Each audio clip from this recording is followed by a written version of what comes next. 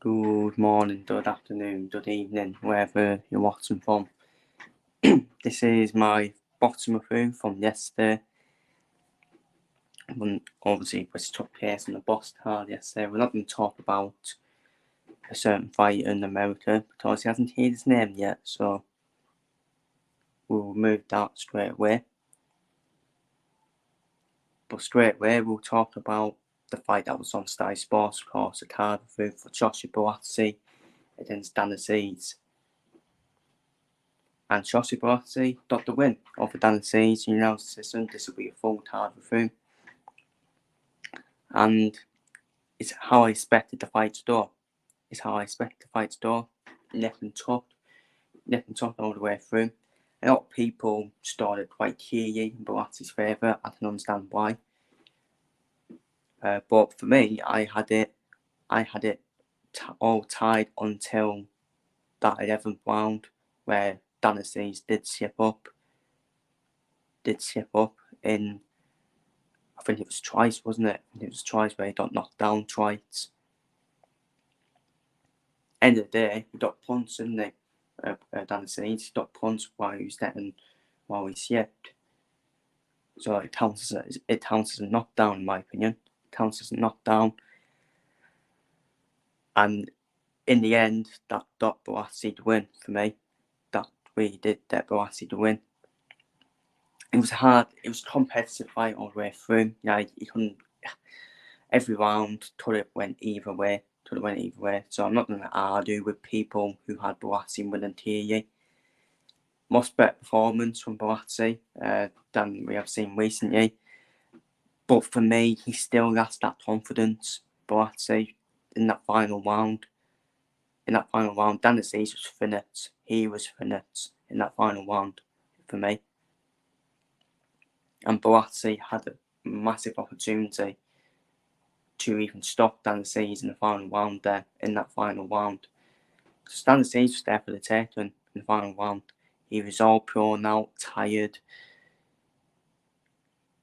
And every time a shot landed on Azeez, he just went backwards. And Buatsi just didn't do anything. I don't know if that's because they were friends before this fight. Maybe it's just like, oh, we'll just take it easy on each other. And to be fair, Azeez, he should have went through it. I think it was in round 10 or round 11 where he caught Buatsi as well. But yeah, I mean, it's very disappointing that Josh Buatsi didn't go for the stoppage. Still, that's that confidence for me. But much better performance from Buatsi, and it's a well-deserved win for Buatsi. Because them knockdowns in round 11 won it quite clearly for me for Buatsi on scorecard. It just shows no change in one round where I had it all tied. 5-5, and then it's two knockdowns, which probably make it a 10-6 round for Buatsi. And that won him the fight. Clearly, in my personal opinion. What makes sense? The next opponent for Buatsi, what should be next? It should be Anthony Yard next for Buatsi. That fight makes perfect sense, in my opinion. Buatsi versus Yard. Both of them had their problems recently. Yard is obviously getting back to winning weights as well after the defeat to Bataviev. So I think Buatsi versus Anthony Yard makes perfect sense for me. I know Buatsi is mandatory for the winner of Bivol and Bataviev, but he ain't ready. He ain't ready for either of them because it would be a complete masterclass from either Bivol or Bataviev on Buatsi, in my opinion. And there was a difference there as well. I think Buatsi, I couldn't split both of them before the fight. I went for Azeez to win on points, just because I thought he had the momentum. But fair play to Buatsi, fair play to him. He got the win. He coped with the pressure that was on him during this fight as well. And there is a difference there between the two of them. Buatsi's on the top of that world level title shot, while Azeez is still pretty European level, in my personal opinion. But Azeez still a good fighter, and still fights out there for Azeez. Definitely still top 15 opposition for him. But sometimes there is levels in terms of this light heavyweight division. But that is my thoughts on the main event. Elsewhere on the card, Adam Azeez retained his EBO Super Lightweight title as Eric Paulson retired in the 5th round for dislocated shoulder.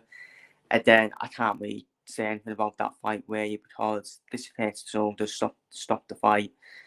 But Adam Azeez won't care. It's job done. It's job done for Adam Azeez, because his first couple of rounds are men checking each other out really. And nothing much really happened in the fight really. So Adam Azeez, it's just a next one for Adam Azeez way. It's a dislocated shoulder way for Eric Paulson. Adam Azeez was winning the rounds, don't get me wrong.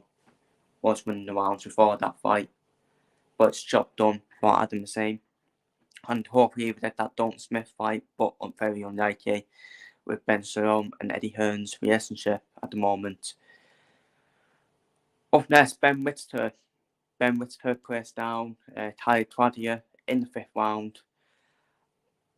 Good performance from Ben Whittaker, brought him down. Explosive, electrifying Ben Whittaker, but there's always going to be that but with Ben Whittaker. Of course, his showmanship in the fight. I think that was the worst showmanship it's been from Ben Whittaker, in my opinion. So unbearable. It was so unbearable. The referee, Whitey, docked points from him, because it's disrespectful, in my opinion. Because let's be honest, Claudia is not as good as Ben Whittaker. But it's very disrespectful, in my opinion, from Ben Whittaker, the showmanship, the showboating in the win. Because it's not a use in fights, people. It's not a use in fights, and that would be a real shame, because he is a special talent. He's a special talent, and we have saw what he can do, especially when he stopped Claudia. Explosive, electrifying. But this showmanship in the win, where he's spinning his head round and all that, it ain't undoing it any good. Yeah, it's alright saying Nassim Hamid did it and all them fighters and Chris Huvan Sr. did it. But I'm sorry.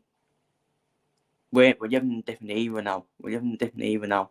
And Ben Whittaker can't do that against the live one.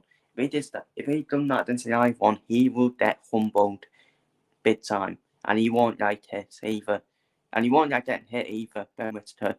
And hopefully it will teach him a lesson to stop showboating in the win. We all like Ben. We all like him.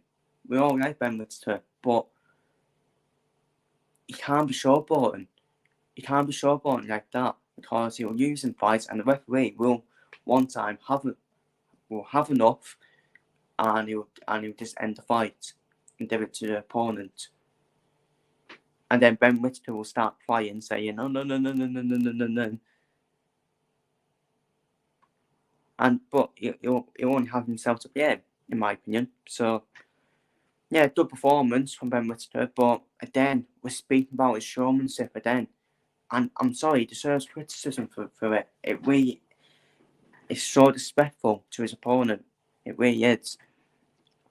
And finally, Tyron Dubois retains the IBO World Lightweight title with a full 10-round masterclass performance in the first title defense on Miranda Reyes. And it was a masterclass all the way through the 10 rounds for Tyron Dubois. She's so good, isn't she? She's so good, so quick at weigh-ins as well. How is he gets into weigh-ins so quickly is just unreal from Tyron Dubois. And then probably disappointing down Tyron Dubois couldn't get the stoppage, but it was a 10-round masterclass from her. It was a 10-round masterclass from her, and a good first title defense. And yes, be real, when you defend the title in your first title defense, it can always be tough as well. So I would give her the benefit of the doubt for doing the 10 rounds, same with Adam Azeez as well. But it wasn't really Adam Azeez's fault because Paulson dislocated his shoulder. So, in overall, it was Buatsi versus Azeez. What a fight that was in the main event. It lived up to expectations in the main event between Buatsi and Azeez. Excellent Azeez stuff. And so I think that was fight of the card for me, you have to say. Ben Whittaker put in a good performance, but showmanship is kind of ruining his boxing career, in my opinion. And ruining people from giving him credit. Adam Azeez retains his super lightweight title due to Paulson retiring.